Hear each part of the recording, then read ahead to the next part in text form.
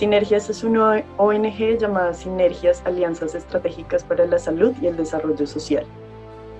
Tiene funcionamiento desde el 2011 y en general aborda salud pública y busca que haya una interacción entre organizaciones indígenas, locales, comunitarias e instituciones gubernamentales. Ha hecho distintos proyectos para adecuaciones socioculturales de modelos de salud y tiene amplia experiencia trabajando con poblaciones indígenas, sobre todo de la Amazonía colombiana. Llegamos a trabajar a Cañamochuelo porque hubo una convocatoria de parte del Programa Mundial de Alimentos de Naciones Unidas y el ICBF para implementar una consultoría sobre la estrategia interinstitucional e intercultural para el abordaje de las violencias basadas en género y prácticas nocivas en poblaciones indígenas.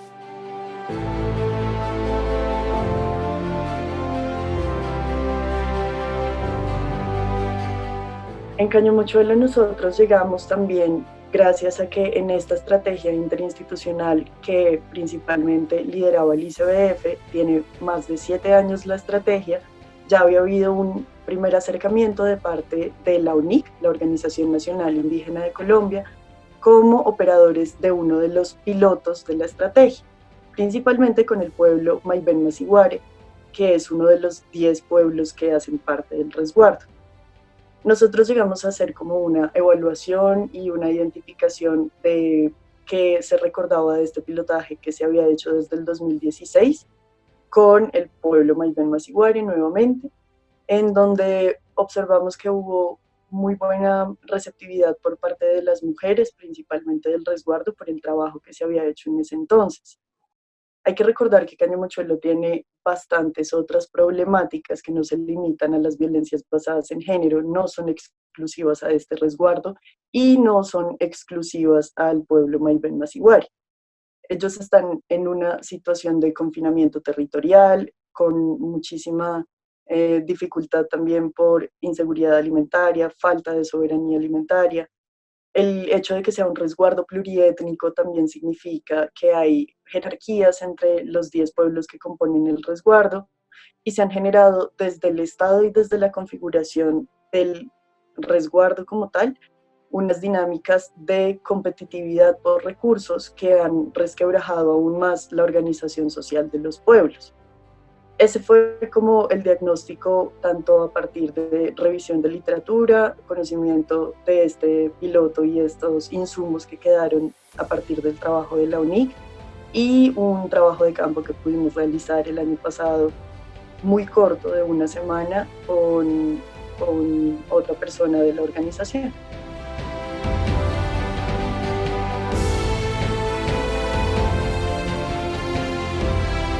Nosotros sugerimos una suerte de recomendaciones que involucraban principalmente un plan de acción a largo plazo, un plan de acción donde no se limitara a acciones aisladas, puntuales, sino a una integración real entre los sectores competentes. Hablamos acá, por supuesto, del Ministerio de Salud, del Ministerio de Interior, Ministerio de Justicia, Gobernación también, Gobernación de Casanare, Secretarías de Salud y Educación también, Ministerio y Salud y Secretaría de Educación. Esto porque debe haber una concertación real, una co-construcción de un plan de trabajo para abordar todas las problemáticas que hacen parte del resguardo Cañamochuelo con las organizaciones indígenas. Debe haber una verdadera concertación y priorización, realmente validación de parte de las instituciones públicas por el conocimiento, saber e intenciones de las organizaciones indígenas y de los pueblos. En esta agenda debería estar incluido un plan de largo aliento para el reconocimiento de las violencias basadas en género, para generar propuestas de ocupaciones pagas que no reproduzcan por mucho más tiempo el hecho de depender de medidas asistencialistas. Debe haber también fortalecimiento y capacitación al talento humano de las instituciones que hacen presencia en el resguardo, principalmente ICBF, Defensoría del Pueblo, los grupos extramurales de Secretaría de Salud y de las IPS que acompañan el resguardo y por supuesto también del sector educación. Considero que ha habido muchas acciones en Cañamochuelo de parte de cooperación internacional, de instituciones públicas, de ONGs, que no han tenido el impacto ideal o idóneo que se proyectan porque son de muy corto aliento y porque no han partido de la base también de conocer y de acercarse al conocimiento de los pueblos indígenas, al conocimiento de las tradiciones, al entendimiento, valoración y exaltar cuáles son las pautas culturales de cada uno de los pueblos que compone el resguardo. También considero que el resguardo, la figura de resguardo pluriétnico, desde el Estado debe ser replanteada, porque en pueblos de tradición nómada y seminómada, confinados a una delimitación específica, aunque sean más de 90.000 hectáreas, para 10 pueblos es insuficiente.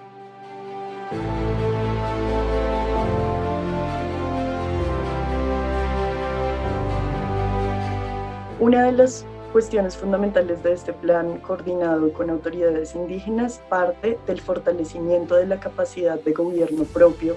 de las modalidades de autoridades indígenas, de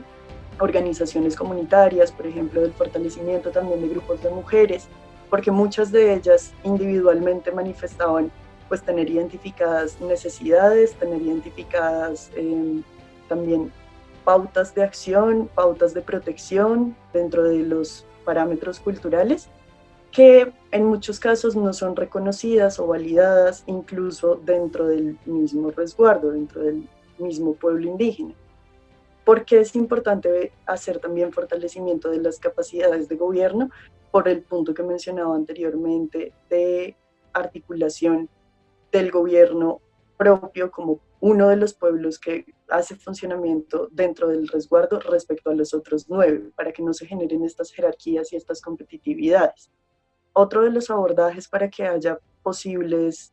cambios estructurales logrables, pues debería ser un acompañamiento continuo. No hay bastante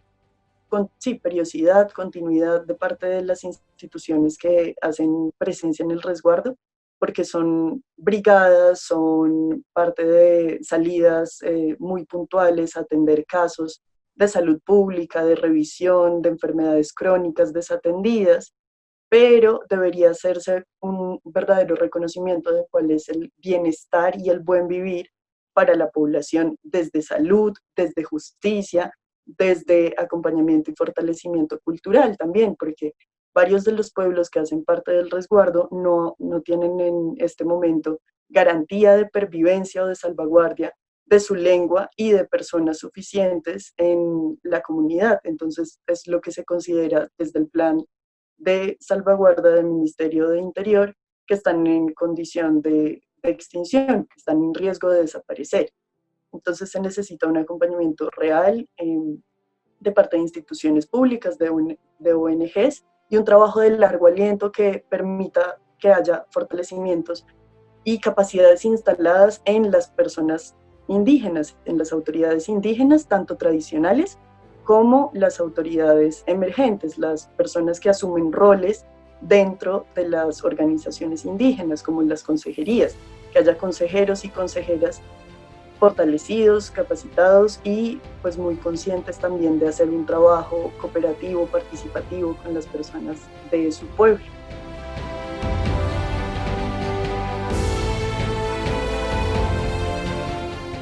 La pregunta por cómo resumir a Cañamochuelo en una frase me parece la más complicada de todas. Siento que en muchos aspectos es un reflejo de Colombia, un territorio absolutamente diverso y rico en biodiversidad natural, física, geográfica, por supuesto en prácticas culturales, pero también tiene esta carga fuerte de todo lo que ha implicado procesos de colonialismo en Colombia. El hecho de que haya todavía remanentes de las dificultades de interacción intercultural entre población indígena y población mestiza y colona ha llevado a que haya pues una concentración muy fuerte en un territorio tan valioso de problemáticas absolutamente difíciles, de nuevo presentes en toda Colombia. Me parece muy difícil acotarlo realmente a algo como, pues que desconozca ambas caras también de lo que comprende Caño Mochuelo. Todas las partes positivas y todas las partes que deberíamos todos comprometernos a salvaguardar y las dinámicas que hacen que haya destrucción incluso dentro del mismo resguardo.